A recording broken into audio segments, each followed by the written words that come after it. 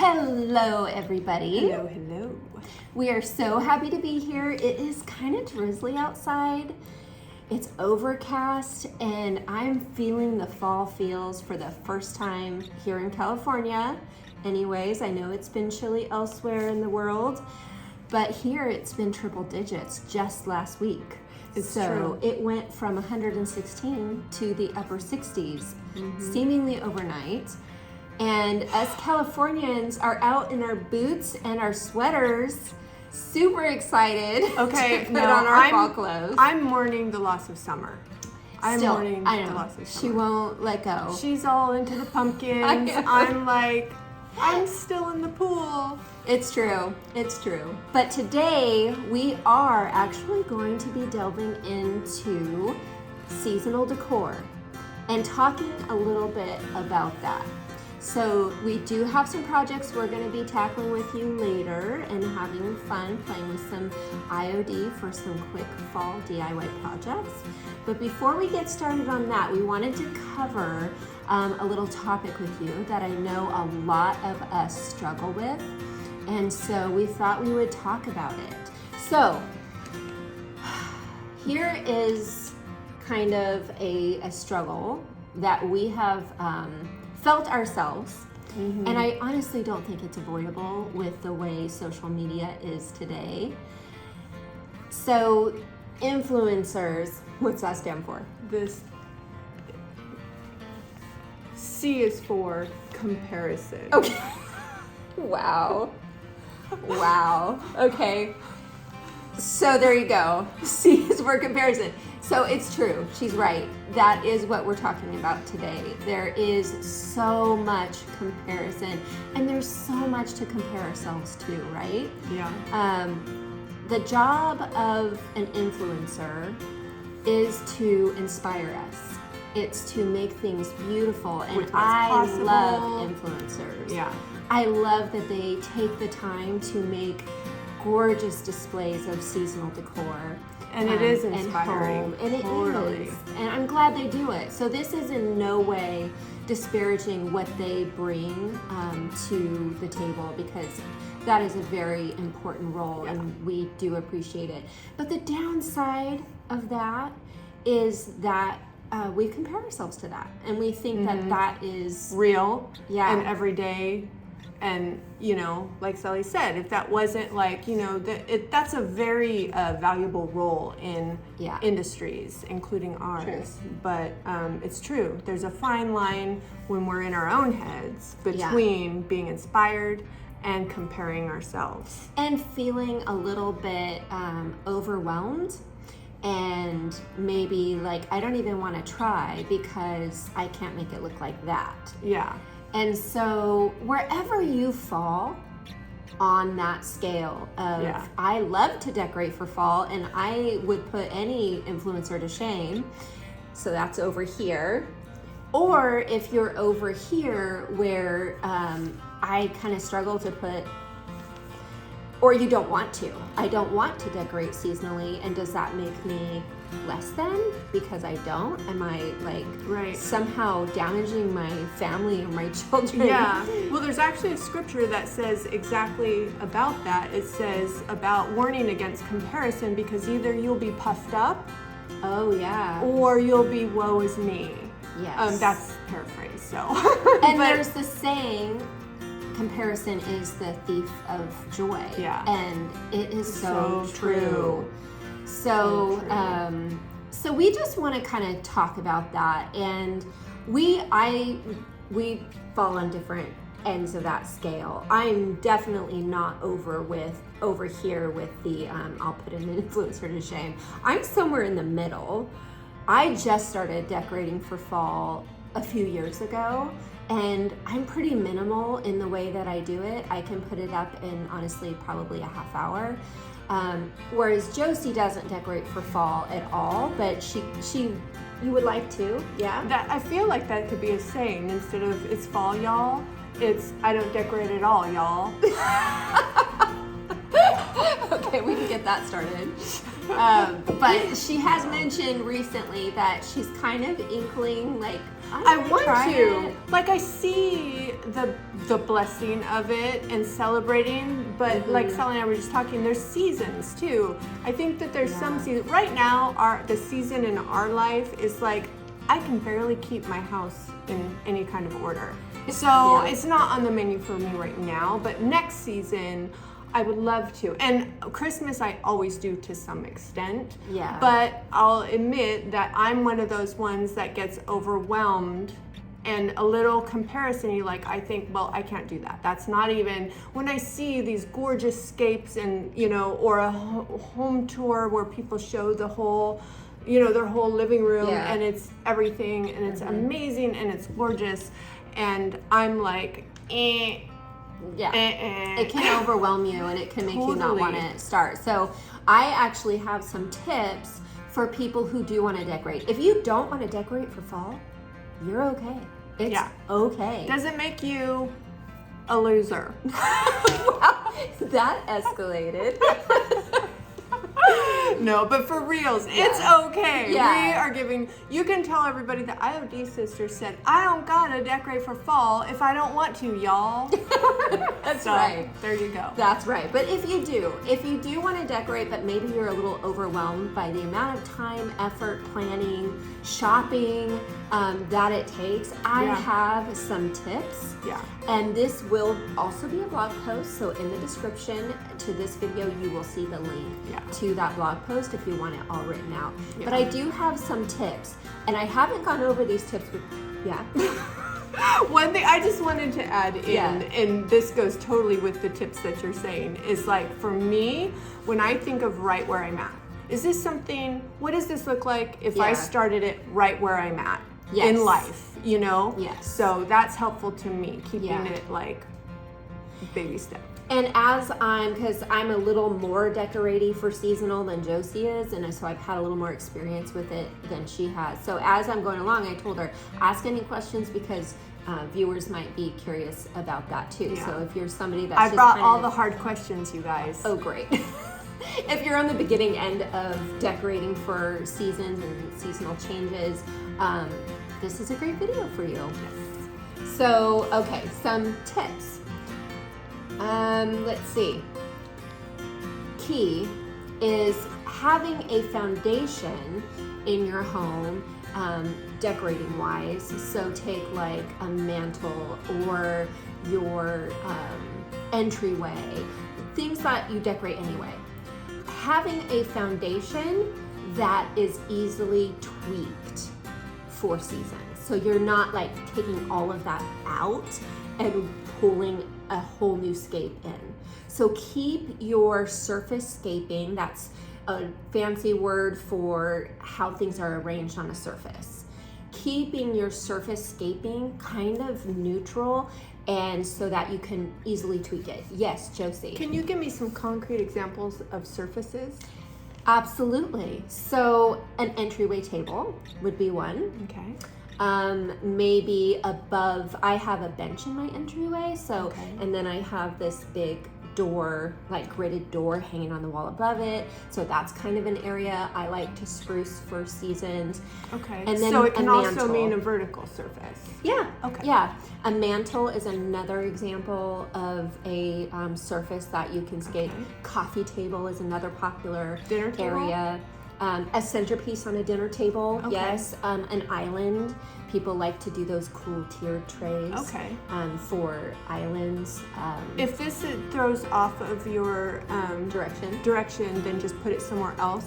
But I was actually just asking this question to Maddie, not that she would have the experience for this, but like I love the idea of a centerpiece and doing that surface. But then when you actually sit down to eat, like what's that about? That's actually a great question, and this doesn't go with seasonal. It's more general. Okay. But I have to keep things simple like that because otherwise we won't eat at the dinner table. Okay. I'll just skip it. So you mean like just something you can easily lift away? Yes. Okay. So it gets moved when you eat. Yeah. Okay. I have everything. I have a tray Okay. in the middle of my dining table, and I put everything decor-wise in it. So my centerpiece is in it, and all I have to do is move the whole thing. Right to the countertop or whatever. Okay, nice. So that's easy. That's a good question. So keeping foundations neutral so that you can easily pop in a little bit of seasonal decor without too much trouble. You're not taking everything out and bringing everything in again. Okay. That's one way to keep seasonal decorating manageable. Okay. Another thing is, think seasons, not holidays. Instead of decorating for holidays like Easter, do spring. Instead of Halloween, do fall. Okay. Instead of Christmas, I mean, if you want to take this idea extreme, you could do winter instead of Christmas and maybe poke a few Christmas things in, but you can easily remove that and it's still winter decorated for the rest of the winter. Okay. So I maybe change my seasonal decor 2 to 3 times at most. 3 times at most. It depends on the year. But I keep it very simple by keeping that foundation and then keeping things for longer blocks of time, because like right now I'm decorating for fall. I'm going to keep that up straight through till Christmas, so I'm getting a good 3 months out of my seasonal decor. Sense. And especially with fall, because well, really probably with each of the seasons, but you're going from, you know, coming out of summer, right, the beginning of fall, where you've got the harvesty fills and everything, and through Halloween or harvest, all the way through Thanksgiving, right up until Christmas. That's or right. Winter, or however you exactly. And seasons. every season is kind of like that if you keep it more general and not for holidays, but rather for seasons. And it doesn't mean you can't throw a bunny in there, or you know, a jack-o'-lantern on your porch to make it more Halloweenish, or however you want to do that. You can do that, but it's minimal. Yeah. That's how you keep it So manageable. you're increasing the payoff of the work that you put in and making it last longer. Yes, exactly. That makes a lot of sense. Another way that I keep it manageable is I do things that are double duty. So I have a wreath on my mantle that is a generic wreath. It's just a boxwood wreath, and I make it work for whatever season I'm decorating for. And that actually, let me give you some examples of that. So I will put some fall sprigs in there for fall. Like the wire kind of tucked in little pieces you can buy? Okay. Exactly. And then I will I have candlesticks on my mantle, and I will put some moss balls. My kids totally make fun of my moss balls because they say they look like horse duty. But I love them. They kind of make me do, but I love them. So those are my spring and summer. In fact, spring and summer are the same for me. Sometimes a kid's perspective on things is actually pretty true. It's true. It is, yes. So I'll do those, but then I'll switch out and I'm going to put the projects that we're doing today. You'll catch the pumpkins in another video, so we're actually posting these videos on the same day, so check that out. But I put pumpkins on my candlesticks for the fall. So that's cute. So and then if you're doing, you know, at Christmas, that same wreath, so many of the decorations that you would put on your tree anyways, you could totally tuck into a boxwood wreath. I love that it's a boxwood wreath as opposed to a particularly Christmas greenery like holly or what have you. Yeah. Because that makes it so versatile. And you're seeing actually boxwoods show up in winter decorating more and more. Yeah. And I was really glad to see that. Well, a lot of different greenery. They're mixing. Totally. And I actually add eucalyptus flowers in there in my sprigs for winter and fall. Well, it's a very, very high-end look. When we went to Bushnell Gardens, I mean, I would say one year I bought a lot of stuff, and it was mostly the wire sprigs of different things, different woodland elements, and you know, greenery and of they're different so sorts. versatile Totally. and so beautiful. I love sprigs. So do I.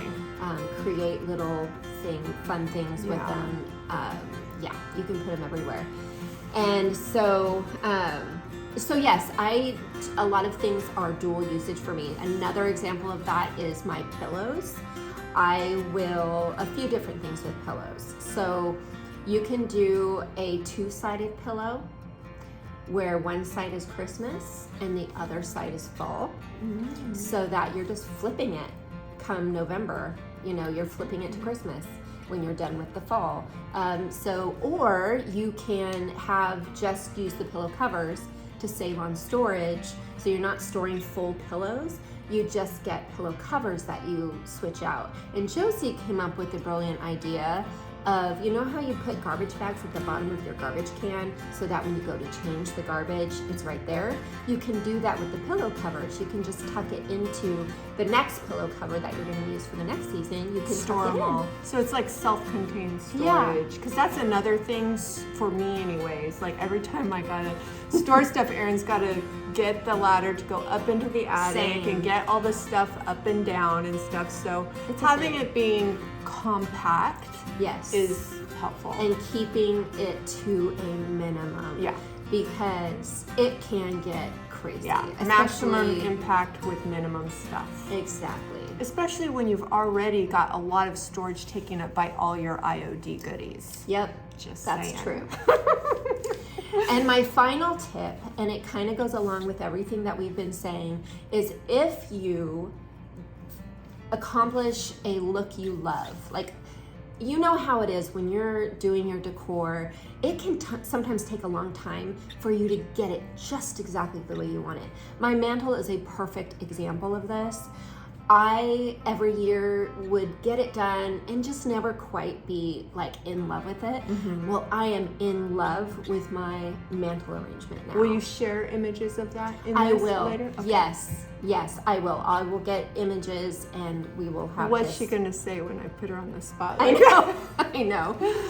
But it is arranged just the exact way I want it. So, again, like my earlier tip, I'm leaving it that way. Don't reinvent the wheel. If you have something arranged on a surface, picture? Yeah, take a picture of it? Yes. Is that what you say? Yes. Sorry. No, actually I wasn't going to say that. I'm sorry, I thought you were telling me to take a picture of it. You're saying take a picture if you're going to switch it out, but my point is don't switch it out. Oh, okay. Leave it up, leave it just like that. Okay. But swap out the little elements. Exactly. Got you. Just swap out the little elements. Yeah. So leave your surface scaped beautifully the way it is, and just swap out a few elements for seasonal. Now, I'm giving these tips if this is something you want to keep simple. You can go crazy if you want. Yes, and Josie's tip for taking a picture of how you had it is great if you do want to change it all out and then bring it back in. So that is a great idea, to take a picture of it. But if you don't, right now, I'm wishing I had taken a picture last year of my Christmas decorations because I took the time to do a lot more than usual. I mean, did you take pictures on Christmas? Yeah, I don't think so. Actually, I might have, because I was showing you and saying, look, I decorated good. So I might. I'll look. Okay, awesome. So that is it for the tips on keeping seasonal decorating manageable. Yes. And now we are actually going to jump into a fun project.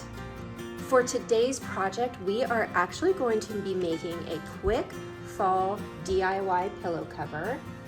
And we're going to be using, surprisingly, our Sprigs stamp and our letterpress stamp. So here's our letterpress. And I've already cut the sprigs apart for use, and we'll be using them across the pillow, and then we're gonna say hello fall down here. And just by changing the color of ink on the sprigs, it's gonna make it feel more fall instead of spring. So while Josie's grabbing the thin mount, I'm going to start figuring out my arrangement on my pillow. I wanted to share a quick tip that I learned the hard way when stamping pillow covers. You sometimes forget and you use the entire surface of your pillow. But what I have found is I like down pillow inserts, and so I kind of do that whole karate chop thing on the top so it looks nice and full and fluffy. Well, typically you lose the top and the bottom. So you really want to keep your design in the very center of your pillow cover so that none of it gets lost. So I am going to, for that reason, keep it nice and like this. And we have this gorgeous wheat here that I'm going to use. So I've got some scissors here and I'm going to cut these apart because in order to fit more on the stamp sheet, because we always like to give you guys the very best value, we had them some up and some down. So I have to cut them apart so that we can use them the right direction.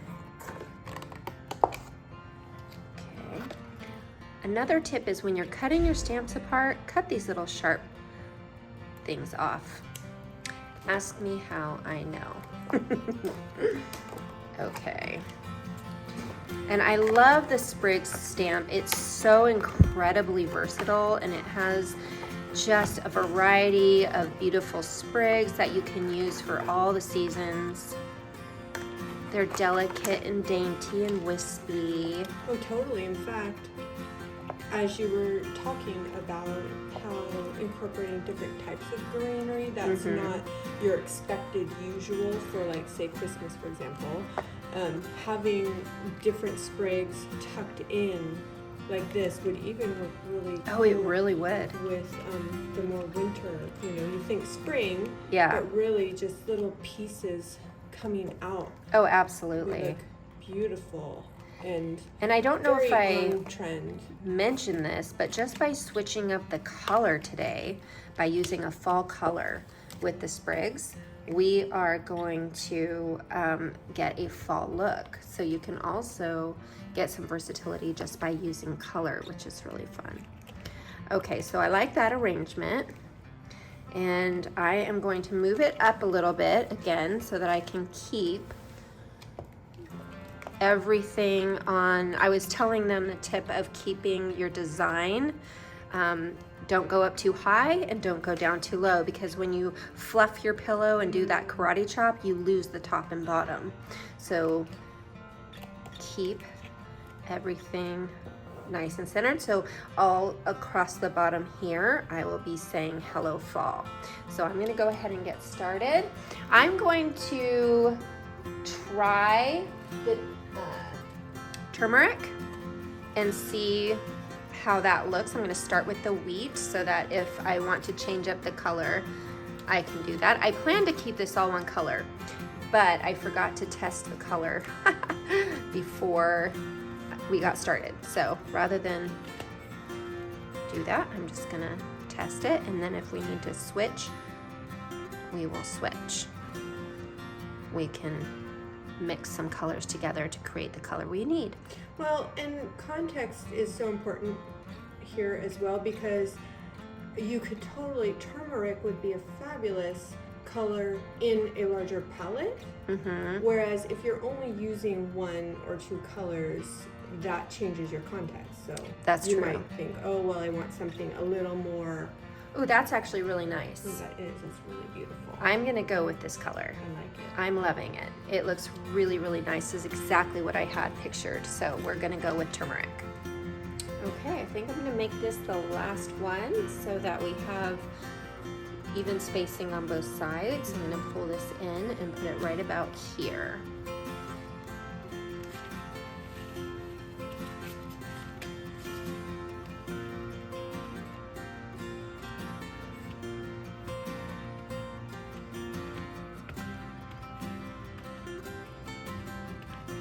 Now the question is, am I going to use the same color for Hello Fall. I feel like I should. What do you think?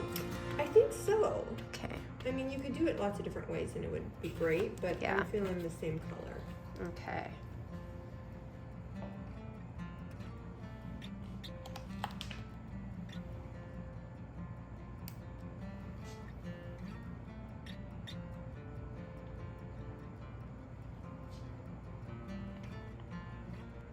You'll notice that she has one hand that is simply stabilizing that stamp, keeping it in the same place so it does not shift, while the other hand, and this is almost at all times, one is keeping it still so you don't get shift and blur, and one is making sure that you get good surface pressure and contact with each part of the stamp. Okay, I love this. Really like the way that came out. I'm gonna go ahead and use the same color for Hello Fall across the bottom here. And we're gonna get started. I'm gonna choose my font. There are 3 different fonts on our letterpress stamp. So what I do is I first get all my letters that I have. There's gonna be duplicates, so we can talk about that. And these have already been seasoned or conditioned, as we sometimes call it. Again, if you don't know what that means, it's very simple, but do check our 101 stamping video. Right, like so. And then this is not centered. I'm gonna center it after I pick it up. So easy peasy. Once I get it on here, I can arrange it, make it a little more straight. And you can use the grid on your thin mount to help you visually keep them as tidy as you want. Sometimes, exactly. In fact, Sally tends to want them to be as well aligned as she can manage, and I tend to not care as much. So wherever you fall on that, you've got tools to help. Exactly. And the thin mounts, if you use our stamps regularly, the thin mounts are a great affordable mounting option because they're flexible, and anytime you have anything that is not a perfectly flat surface, that flex really is necessary.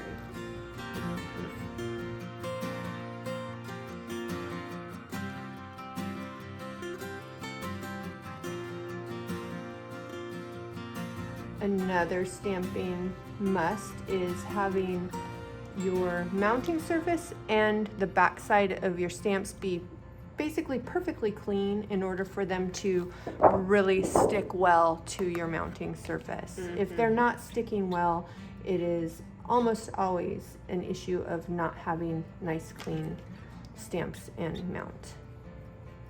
Okay.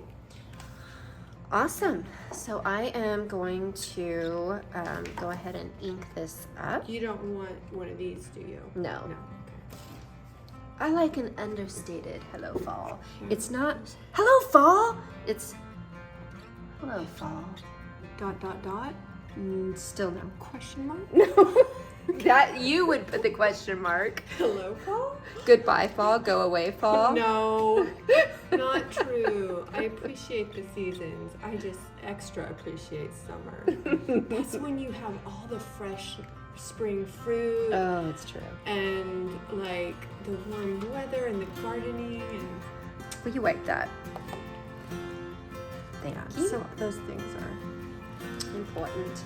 Yeah. Don't you remember as kids swimming at like the community pool and swimming until you're so exhausted and laying down on the hot concrete and drying and just getting something from the snack bar. We never had a lot of money on us, so we bought these really cheap candies. Do you guys remember Now and Laters? Now and Laters. Yeah. They were like hard wax. They would pull some teeth out. Yeah. But you could get like a package of them like that for 15 cents or something. Yes. And so we could like stock up on them. Yeah. And have enough to last us all day. Oh, that's going to be so cute. That is really cute. Now I am going to do what we call outlaw stamping, where you, I know Josie hates it when I do this. She likes to use, always use the what do you call a it? mounting A mounting yeah, surface. which is always thin mounts. We really don't ever use any other, like a hard acrylic block anymore. Really, we found what works the best and is easy to store are the thin mounts. And they're nice and thick enough that really, unless they're exposed to high heat, they'll last you, you know, a very long time. Because they're nice and good, substantial thickness. Okay, and I'm going to move this up just a wee bit so everybody can see. Why do I dislike outlaw stamping? I don't remember. Tell me. Because your finger you can't slide it around on the stamp directly because it grips. It's grippy. It's not slidey. Like on this, I can get it in place and you can do this, right, without moving the stamp. So you do it differently with that, right, Sal? Yeah, I just lay it down and keep one finger in one place. Yeah, and it's not a big drama. I'm just careful that I'm not pulling the stamp up with my finger. That's the big thing, is I'm just careful about the pressure, the amount of pressure, and if it starts to lift, I take note. So there we go. And now I've just got one more. One more out. I noticed you laying that down on a flat surface before you are inking it. Why is that? Because when you have it on a plane that's not perfectly flat, you're not engaging these two perfectly flat to each other. Whereas if this is on a perfectly flat and this flat surface, you are going down flat at it. Does that make sense? It's just you're getting a better, more even stamping, inking rather. All right, folks. Hello, fall. Hello, fall. I love this so much. It is so cute. It makes me so happy. It looks very boutique. Yes, Very I boutique. agree. Okay, so you can't see us and the pillow, so I'm just going to go like one of these. So it's been super fun, you guys. Thank you for joining us for this seasonal decor talk, how to keep it manageable.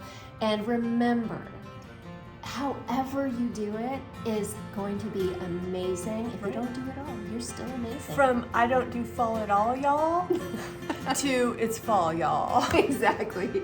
All right, we'll see you guys later. Mwah.